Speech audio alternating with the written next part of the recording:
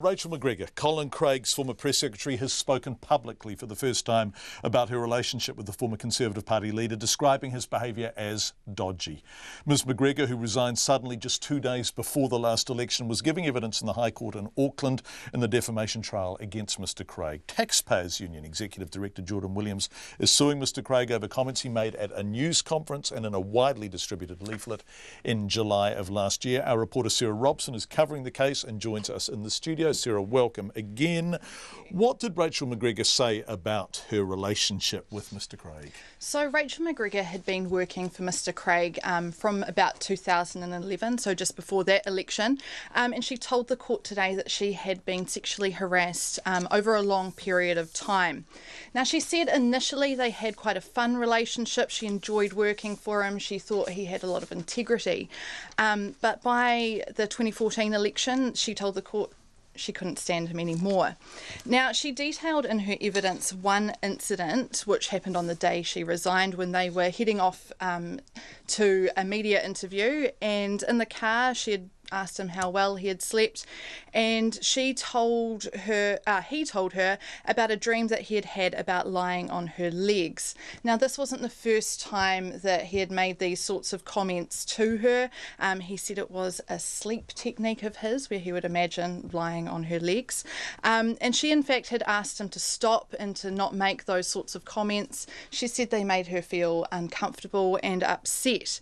Now, it was at that point that she raised with Mr Craig an issue around her pay. He didn't want to deal with that, and she basically said that she was leaving her job, got out of the car, and that was that. Now, during her cross-examination, we also heard a bit more about the back massages that came up earlier in the trial.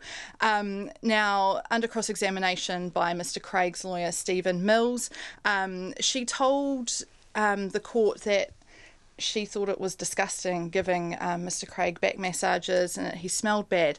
However, she did say that he did have some sort of disease that did mean that he needed back massages, and she did want to help him.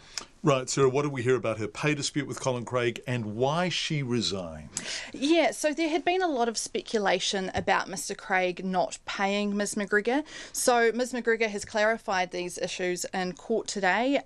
She said that they had reached an agreement in the lead up to the 2014 election campaign that she'd be paid a higher hourly rate over that period, but she says that never happened.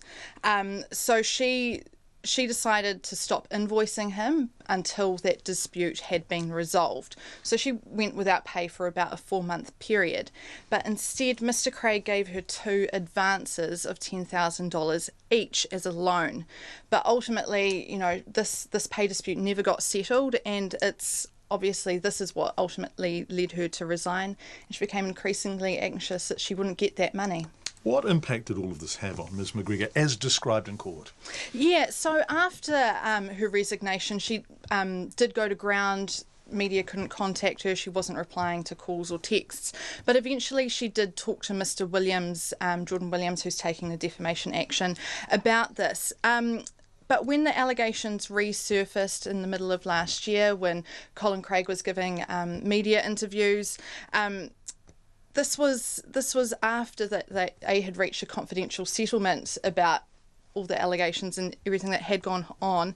But she says that Mr Craig appeared to be breaching that settlement. And in his public comments, he was characterising her as having been in an inappropriate relationship with a married man. And some of her friends had actually interpreted it as implying there had been a consensual sexual relationship, which Ms MacGregor says was not the case. And she said it was humiliating and distressing to be a topic of such public discussion. Sarah Robson, who has been in the Auckland High Court, thank you.